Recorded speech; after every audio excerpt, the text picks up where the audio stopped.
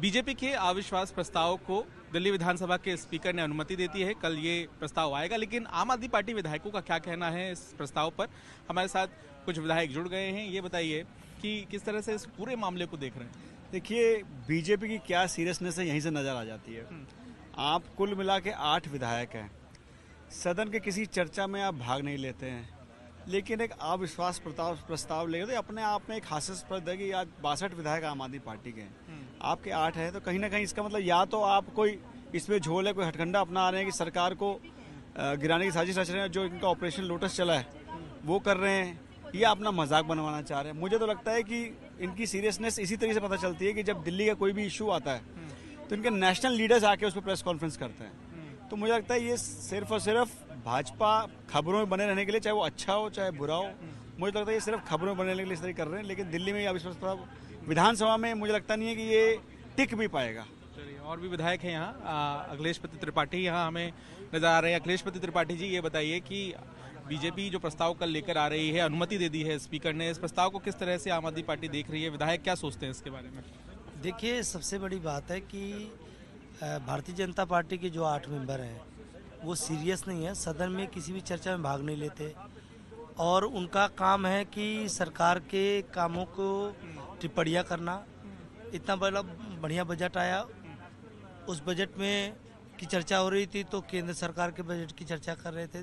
तो दिल्ली के मुद्दों से उनका कोई ताल्लुकात नहीं है, अनाप शनाप के मुद्दे लेकर आते हैं वो, और हमने चर्चा के लिए माननीय अध्यक्ष जी ने अलाउ किया, वहाँ चर्चा करें। हम तो कह रहे हैं आप स्वस्थ परंपरा होनी चाहिए।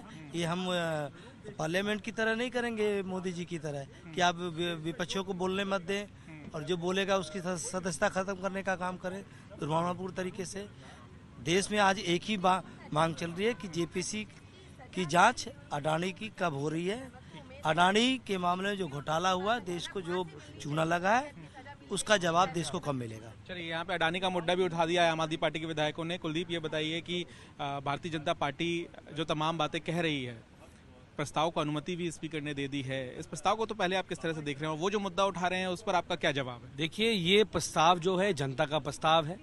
एक चोर ने चोरी करके देश की लाखों रुपए की संपदा को लूट लिया, देश की कोल खदानों को लूट लिया, देश की एयरपोर्ट को लूट लिया, पोर्ट को लूट लिया, गरीब आदमी के LIC के पैसे को लूट लिया, SBI बैंक में जमा धन को लूट लिया। एक व्यक्ति ने, अडानी ने, किस प्रकार से इस देश को लूटने का काम किया, और आज दिल्ली की विधानसभा ने उनका चेहरा इस देश के सामने रखने का काम किया। मेरा सवाल, लेकिन अडानी मुद्दे पे तो आप चर्चा कर रहे थे, मेरा सवाल है अविश्वास प्रस्ताव को लेकर। देखिए, मुझे लगता है कि भारतीय जनता पार्टी पूरी तरह से बौखला चुकी है, भारतीय जनता पार्टी पूरी से डर चुकी है, और भारतीय जनता पार्टी ने जिस प्रकार से वो उनका लोटस है, ऑपरेशन लोटस में उनका काम है विधायकों को खरीदना, उनको धमकाना, CBI और ED के माध्यम से उनको धमकाना, उनको ये कहना कि भाजपा के पक्ष में आ जाओ। ये भारतीय चाल चेहरा है, लेकिन आम आदमी पार्टी ने इसकी पोल हर बार खोली है, हर बार खोलेगी, और कल भी खोलेगी, और भारतीय जनता पार्टी का चेहरा कल भी देखने को मिलेगा। यहाँ रणनीति बता रहे हैं, सोमनाथ भारती यहाँ पर हैं।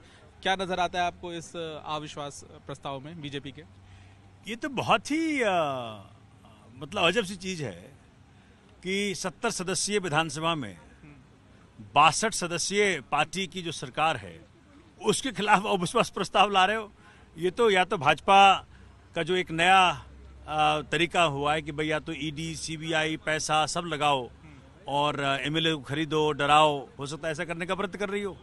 तो लेकिन ये सबके सामने दिख रहा है कि भारतीय संविधान का चिरहरण नहीं है इस प्रकार की अविश्वास प्रस्ताव। बहुत बहुत धन्यवाद। तो यहाँ पे जो आम आदमी पार्टी के और विधायक हैं उनसे भी हम बातचीत करने की कोशिश करेंगे, और ये जानने की कोशिश करते हैं कि क्या कुछ मुद्दे हैं। नरेश यादव जी, ये बताइए कि बीजेपी अविश्वास प्रस्ताव लेकर आ रही है कल, और सबसे ज्यादा विधायक तो आम आदमी पार्टी के पास ही हैं, तो ये तो इनका एक तरह से ड्रामा ही होगा।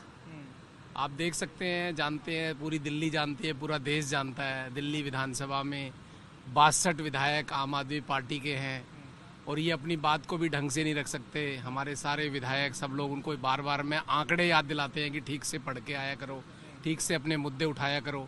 तो ये तो किसी तरह से सदन में ही मुझे लगता नहीं है सीरियस है, तो इनका अविश्वास प्रस्ताव का कोई मुझे लगता नहीं है, तो ऐसे ही ड्रामा करने वाली बात है। तो यहाँ पे आम आदमी पार्टी के विचार जो हैं अविश्वास प्रस्ताव को लेकर वो स्पष्ट हैं। जो विधायक हैं, ये बताइए बीजेपी लगातार हमला बोल रही है आम आदमी पार्टी पे, आप विश्वास प्रस्ताव का हवाला देकर अब स्पीकर ने भी अनुमति दे दी है। बीजेपी क्या हमला बोलेगी? आप देखिए, जो अडानी का मुद्दा जो आज विधानसभा में चला, और इस मुद्दे पे बहाना बना के वो लोग बाहर चले गए। उनके पास कहने को कुछ है नहीं, और ये स्पष्ट है 62 वर्सेस 8।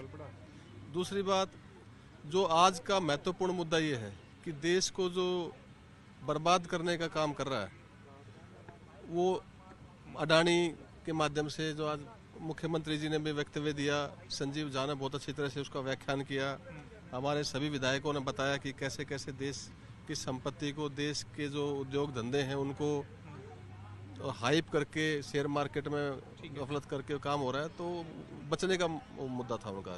चलिए, तो यहाँ पे निशाने पर है बीजेपी, लेकिन लगता है कि बीजेपी घेराव कर रही है आपकी सरकार का। नहीं, हमारे 62 MLA जो उनके 8 है, वो ले आए नो कॉन्फिडेंस मोशन, क्या होगा उससे? हाँ। वो अपनी बेइज्जती करा के जाएंगे।